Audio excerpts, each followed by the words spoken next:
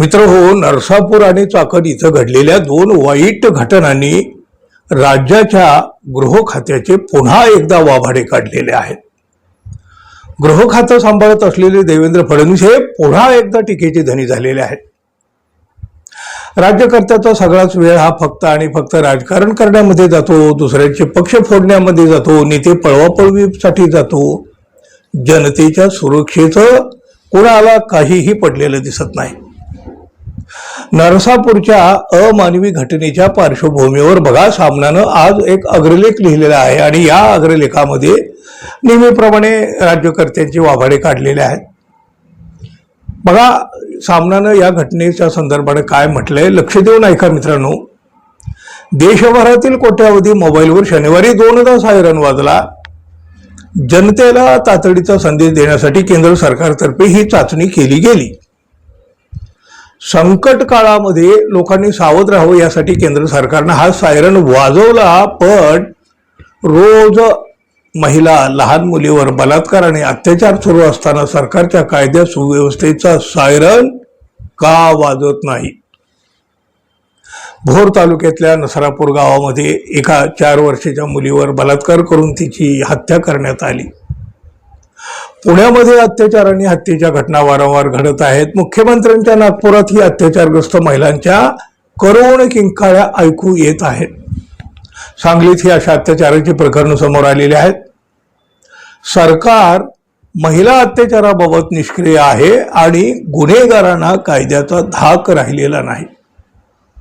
देवेंद्र फडणवीस हे मुख्यमंत्री आणि त्यांच्याकडे गृह खातं आहे, म्हणजे कायदा सुव्यवस्था, महिलांच्या सुरक्षेची जबाबदारी त्यांच्यावर आहे.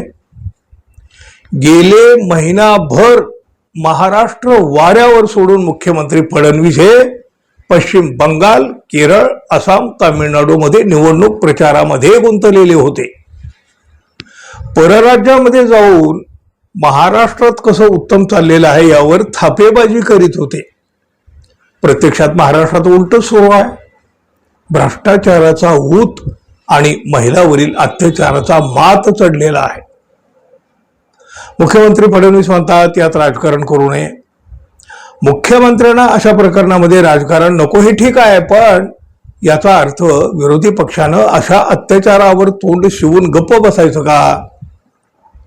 जिथं भाजपा विरोधकाची सरकार आहे तिथं अशा दुर्घटना घडतात, तेव्हा भाजपा किती खालच्या थराचं राजकारण करतं ते मुख्यमंत्री फडणवीस यांनी आधी समजून घेतलं पाहिजे.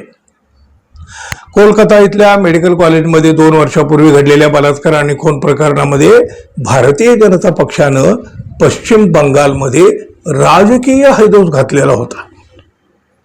पश्चिम बंगालमध्ये आंदोलन करून राज्य बंद करण्याचा प्रयत्न केला. पण भाजप शासित राज्यामध्ये असं घडतं तेव्हा त्यांना राजकारण नको असतं. मुख्यमंत्र्यांच्या संवेदना नष्ट झाल्याचं हे लक्षण आहे.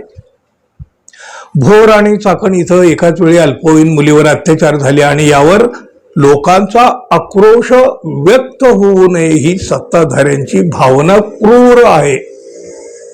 जनता संतापलेली आहे. नसरापूरमध्ये रास्ता रोको झाला.